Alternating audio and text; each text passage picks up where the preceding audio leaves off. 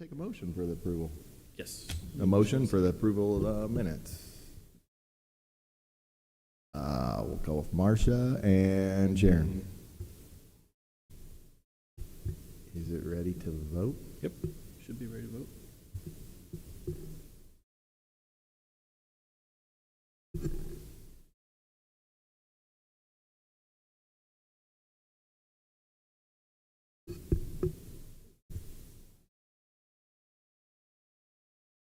You got it.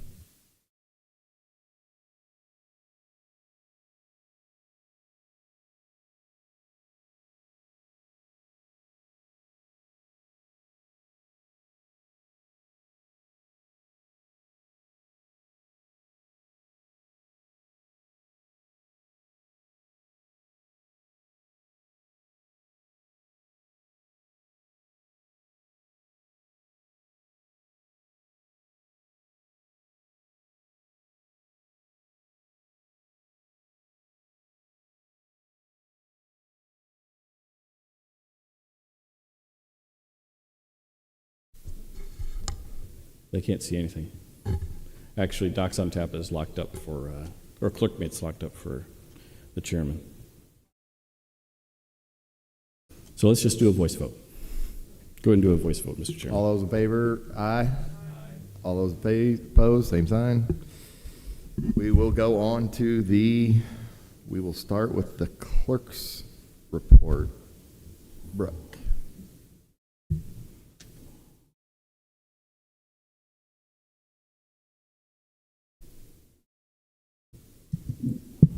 Hello, everyone.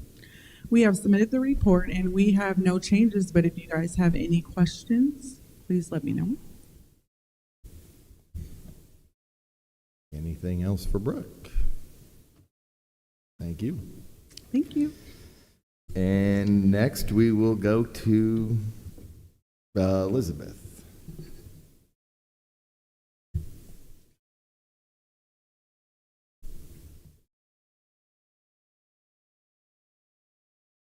Good afternoon. The consolidated primary election is underway. This is a City of Peoria election and Peoria Township election. So if you do not reside within those two jurisdictions, you do not have a primary. That primary is February 25th.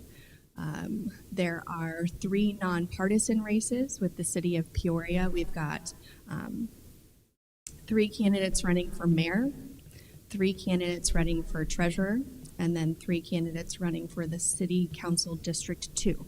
And so what we will do is we'll take the top 2 vote getters, and those 2 people will move on to the general election. We also have a Republican primary for the Peoria Township Assessor race. So if you pull a Republican ballot, you will still have all of those nonpartisan issues on your ballot, but you will also have the Township Assessor race to vote on as well. There is no Democratic primary, as there are no contested Democratic races.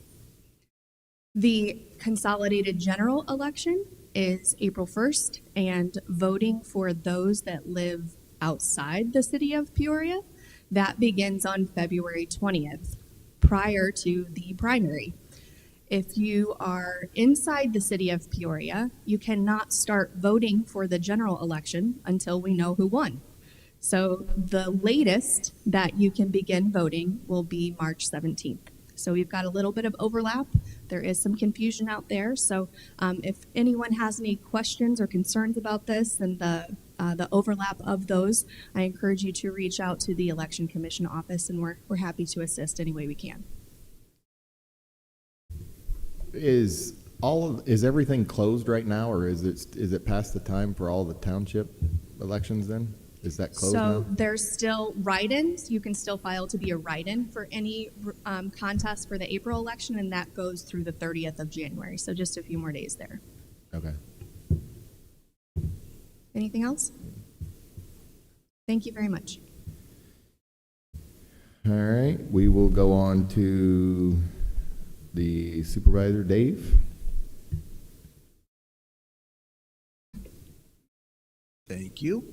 Go ahead and start with the Board of Review. The Board of Review is finishing up their work for 2024. They've got a couple hearings left, so once they are finished, we will end up sending what's called the final abstract down to the Department of Revenue to review. They review all our assessment information and make sure that we're within that 33 and a third. And if we are not, they can put what's called a Department of Revenue factor on. But typically, we do not get one, and we do not anticipate we'll get one this year, as I think our tentative abstract was right at 33 and a third. So we're in good shape there. Senior freeze notices, just a reminder, those will probably be sent out in the next couple weeks. We send out about 13,000 of those to anybody 65 years or older that have filed for the senior homestead exemption. This is an income-based exemption, so they have to file each year and have a household income of 65,000 or less. So we hope to get those out in the next couple weeks, and that really increases the foot traffic in our office, because a lot of those people, even though you can file online, most decide to come in and file. So we'll have a lot of phone calls, a lot of foot traffic coming in within the next couple weeks. But that's about it. Anybody have any questions, I'd be happy to answer. Thank Okay, thank you. Thank you. And now to last, Mike. Right? Treasurer. No, sorry, Nicole.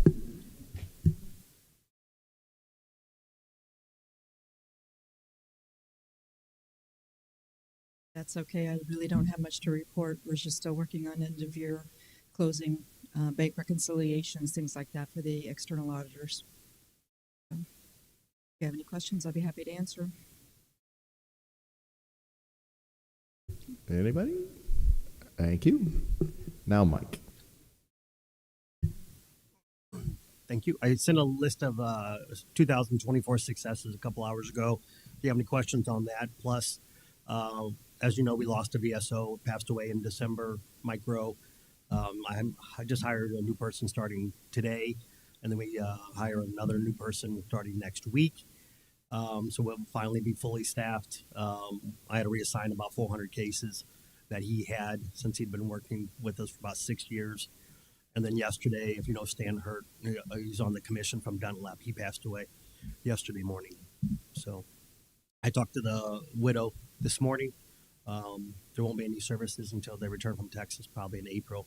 Once I get that information, I'll pass it on to you guys. He's a great guy, though. Stan was a great guy. Okay, thank you. Sorry to hear that. Thanks. Going on, get a motion for delinquent taxes. Dan. And second, Sharon. Are we voting by voice?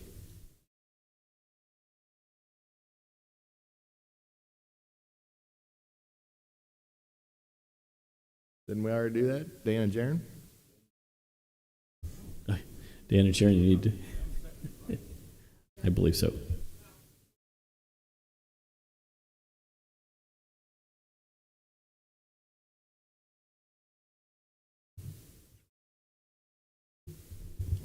Yeah, so everyone should be able to vote via your iPad.